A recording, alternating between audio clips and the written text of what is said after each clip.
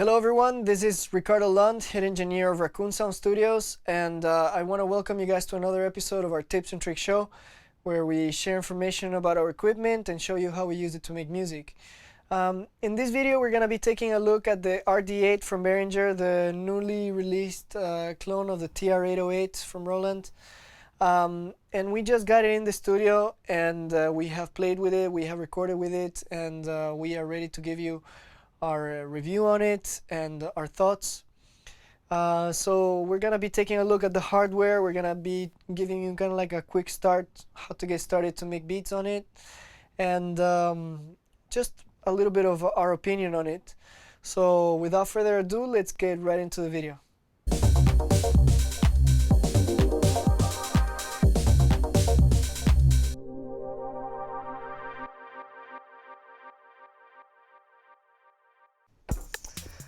Hey guys, what's up? So here we have a Behringer RD8 Rhythm Designer 808 clone from Behringer, recently released.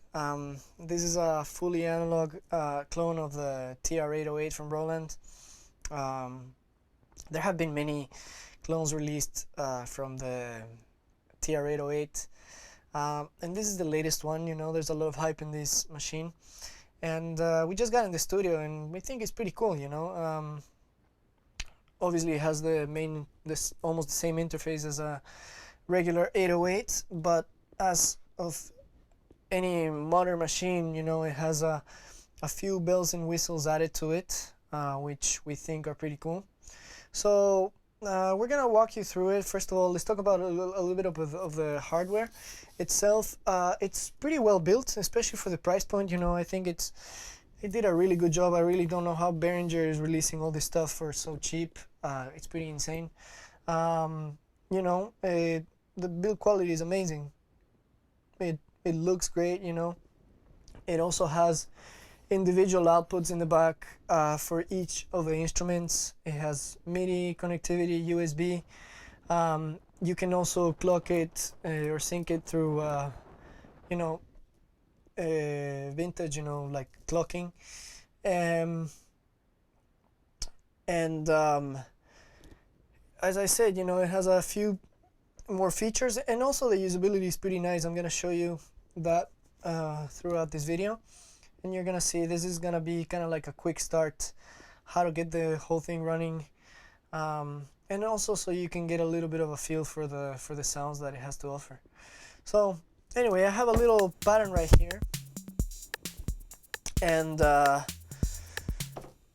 gonna first erase that pattern. So I'm gonna press erase, select pattern, and then select the first pattern that we have there, which is the one, erase. And now it's empty. Okay, so in this mode page we have a song mode, which is kind of like to chain patterns together. We have pattern mode, in which you pick the pattern in which you're at, and then you have step mode, in which you enter your steps. So let's enter some steps here, shall we? So first off, to the bass drum,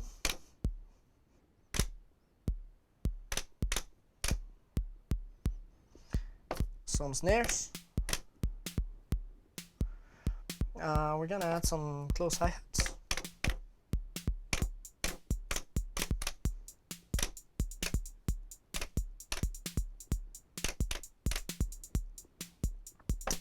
Next, we're gonna, by the way, I have to mention that you have to enable this to be able to enter the steps. If you don't, something interesting happens, which I'll show you a little bit later. But anyway, we have to be in record mode to be able to enter the steps.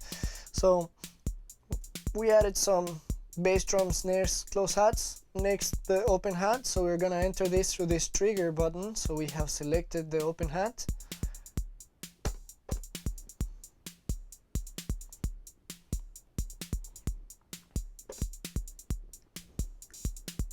Cool. So we have some open hat right there. Then we're gonna enter some maracas. Check out what happens if I don't. I'm gonna enter some claps. If I don't have this selected, it's gonna play them, but in the next bar they're gonna go away, which I think is actually a pretty cool function if you're playing live and you want to add some random fills every now and then, you know, and it's a pretty cool feature, you know. You can, pretty nice. But if we do want to keep them there, you know, we have to enable this. So we're gonna enter some maracas. Then we're gonna enter some rim shots.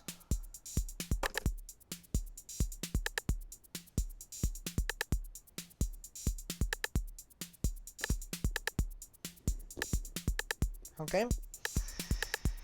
Then we're gonna get some low toms. Yeah, let's check out the low tom.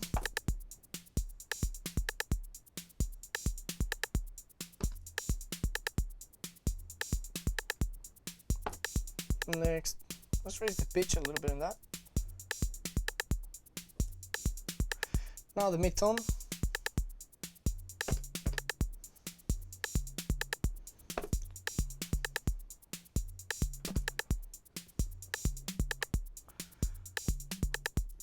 All right, so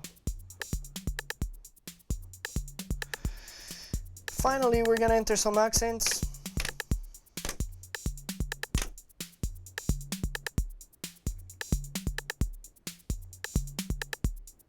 Pretty cool.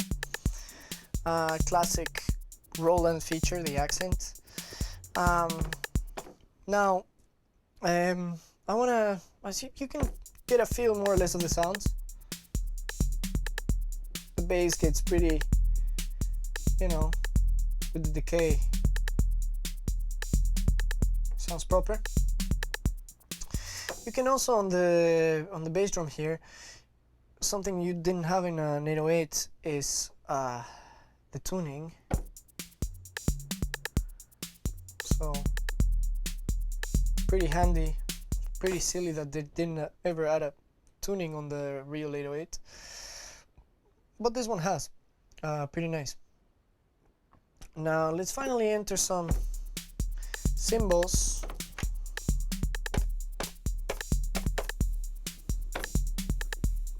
Okay, we got ourselves a beat.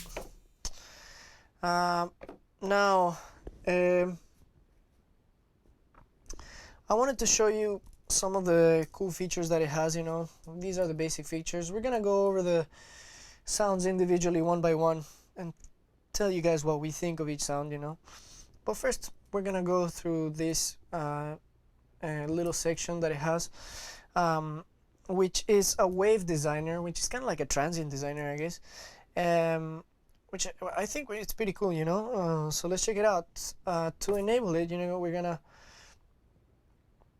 send stuff through it. I think it's actually sending stuff already. Yeah. So if I take it, that's how it sounds without it. No, hold on, it's... So this is how it sounds without it. Still pretty cool, you know. But this really gives, like, beefs it up. So let's check it out. We gotta send the stuff, so once we press send, we're gonna send everything through it. So we add some attack to it, and then the sustain. So it's a big difference with and without it, you know.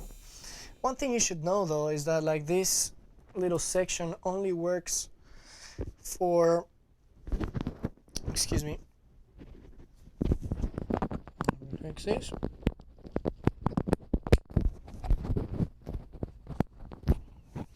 Sorry. Yeah, so one thing you should know is that this little effect section, it works only for the main output. Once you start writing things out individually, it won't work, you know. So we found ourselves in the studio, we were making a recording with it, and actually, you know, we found out that only applies for the main output. So a lot of the stuff, you know, that was coming out, for example, this snare, we routed it through an individual out, and we found the snare to be a little weak without it. You know, it was kind of like sounding a little weak, but we compensated for it just like by clipping a little bit some of the preamps in the board here in the studio, and that made it sound really nice. You know, like all analog drum machines, you know, you have to work with the sounds a little bit to get them sound properly how you want them to sound. You know, they're like great to start with, and then you can kind of like design them into however you want to sound, give them your own character, you know, so that's really important. So that's the wave designer. Right now we have it on, and then we have a filter. So right now this is a low pass filter. We have resonance on that too, pretty nice. Add more resonance. And then we have a high pass filter, same deal but high pass, pretty cool. Let's add some resonance to that. So yeah, the high pass filter can actually, if you raise the resonance a little bit, it can bump up, create kind of like a little bump on the lows. If you put this down, say, it's creating with the resonance a little bump, makes it even a little more bass heavy. Pretty cool. So, you know, you have a certain extent of like designing the sounds a little more, taking them a little bit to the next step, the next level, you know, with these tools right here. Pretty nice.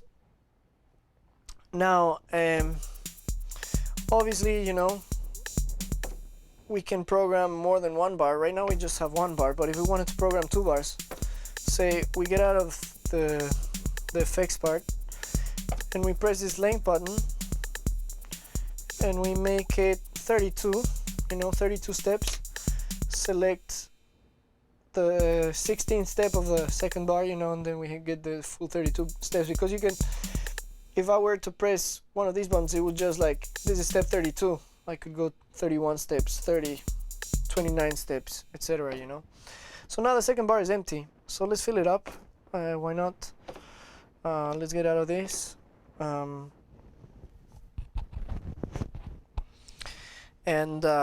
Yeah, let's enter some more notes in the second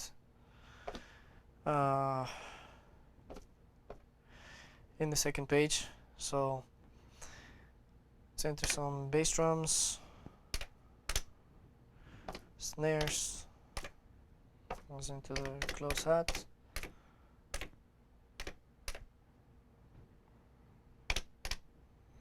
Some open hats. Let's see. All right. Let's enter the rim shot. The maracas. Let's do the same as we had before. Some cymbals.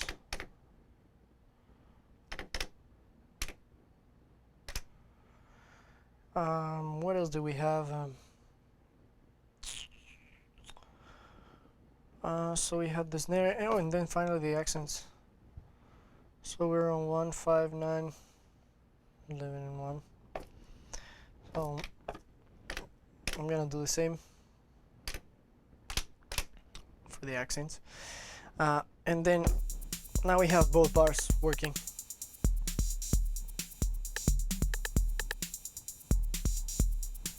Cool. So yeah, we can go up to 4 bars. Another thing that I wish it did, you know, is that like once you have an idea of like a 1 bar, you know, and then you extend it to 2 bars, that it would automatically copy what you had in the first bar to the second bar. If that makes sense, that would be cool. That's what happens in the TR8, which is pretty handy. Then you don't have to be entering, you know, stuff for like a new, you know, the new bar. It doesn't start empty. You have something in it already. But still pretty cool. Then this section here is pretty cool too. what you can do with it is a few different things. First, we have something called step repeat.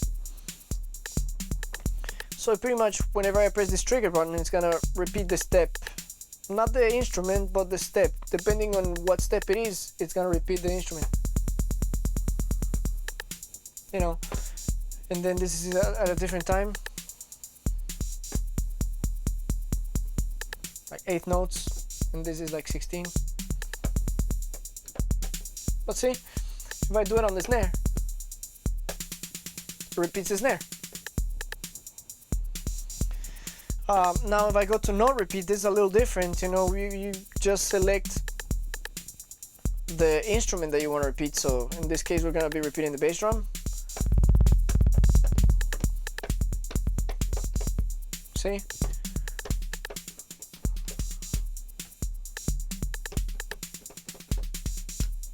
So we're repeating the instruments, and we can do it at different rates.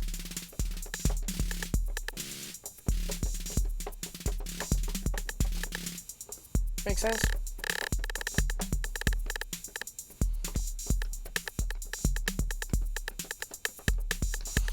One thing that I wish it did, you know, is that that it recorded, you know, so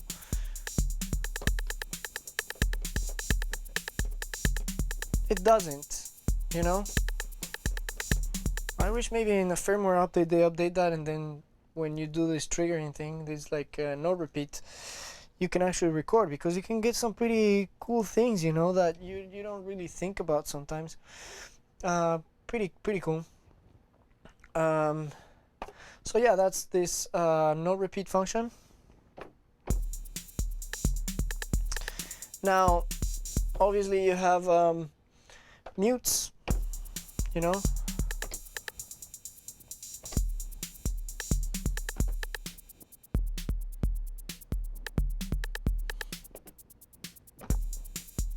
Yeah, solo the bass drum, add the snare, bring everything back in. So yeah, pretty handy right there. Then we have this data mode, this section right here, which you have the tempo, you know. Obviously right now it's in internal because we have the machine by itself, but we could also have it in MIDI if we were connected to another machine in MIDI, USB, or the clock, which is back here, which is that analog synchronization. And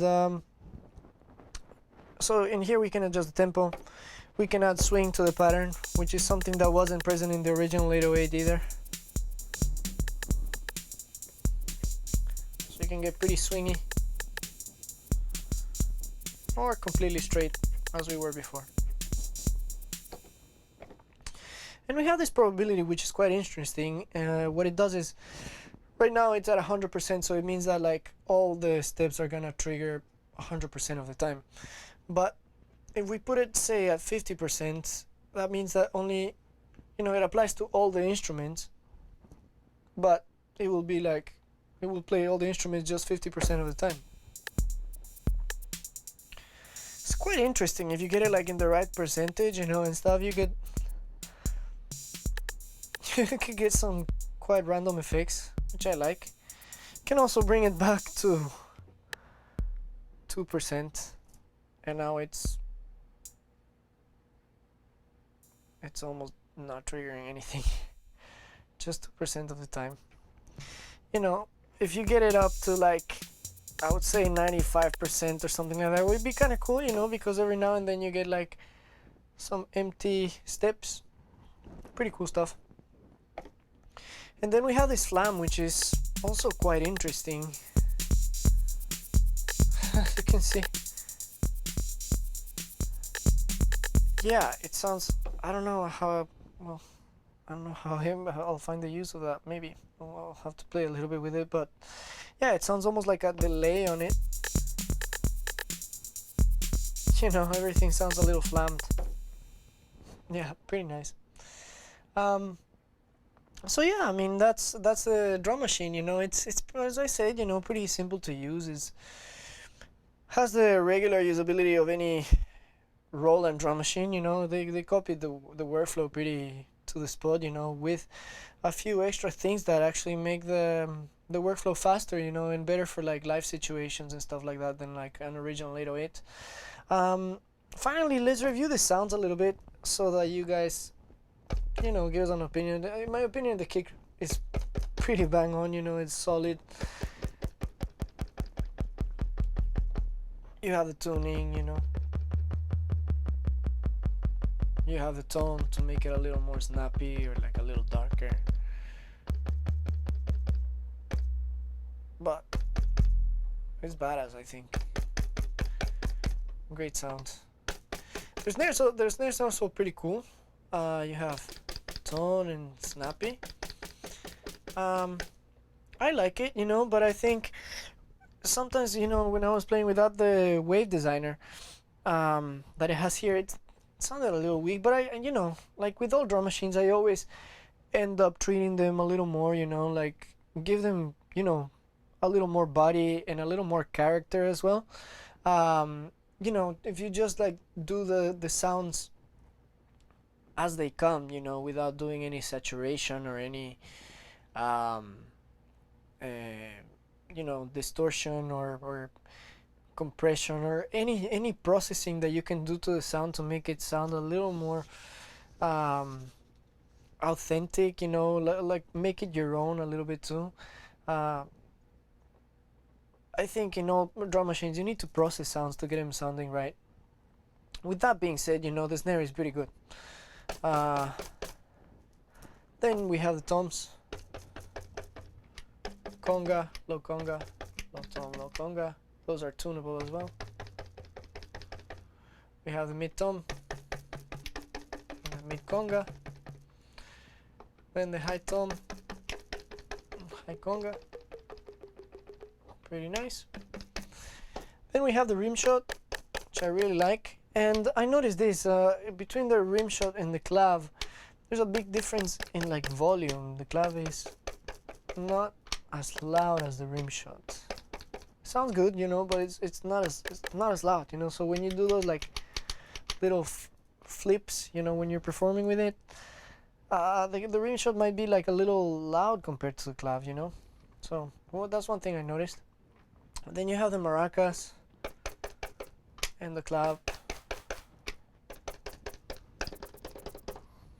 Pretty cool. Clap you can get quite short or have that nice decay right there. Now the instrument out of all of these, that that I don't like as much, is the cowbell. That's a weird sounding cowbell to me, man. I don't know. It doesn't sound like it sounds kind of like an 808 cowbell, and it's not tunable. But all 808s, original 808s, there's something you should know. They're old machines, and they don't. No two 808s, Roland TR-808s, are gonna sound the same. Okay, because they're like old machines, and there's gonna be variation between each and one of them, So, but I don't know. I've never had an 808 with a cowbell like this. This is the only sound that I'm not happy about within this machine. Sorry, Behringer, but I'm not getting that cowbell. Anyway, we have the cymbal. Pretty nice. Can get a decay, tone. Gives it a little more attack here. Open hats, pretty cool, and close hat. This gives a little more body, like this makes it a little thinner. And yeah, I really like it. It's pretty cool. So yeah, guys, this is the RD8. As I said, pretty cool drum machine. For the price point, you can't beat it. Behringer's doing amazing stuff at amazing prices. I really don't know how they're doing it, but please keep doing it because it's nice. We're getting like a lot of vintage recreations, at really amazing prices. So I can't complain about that. So yeah, it's like I said, you know, if you guys are new to this machine like I am, you know, maybe I'm missing a few bits and pieces, you know, that I couldn't review in this video, but maybe you guys can give us your opinion and tell us what's your take on it. So yeah, Rhythm Designer 8 RD8 from Behringer. Thank you guys for watching this review on the Behringer RD8. We hope you guys enjoyed it. If you liked the video, please give us a thumbs up or leave us a comment down below. Also, let us know what you think about this product from Behringer. We like it a lot, you know, but let us know your opinion. And if we missed anything in the review, please don't forget to add it on to the comments. Also, if you're located in the Miami area and you need some help with music production, DJing, recording, or anything else related to audio, we're here to help. I'm leaving the information to our website down below so you can reach out to us. Again, this is Ricardo Lund, and I'll see you guys next time.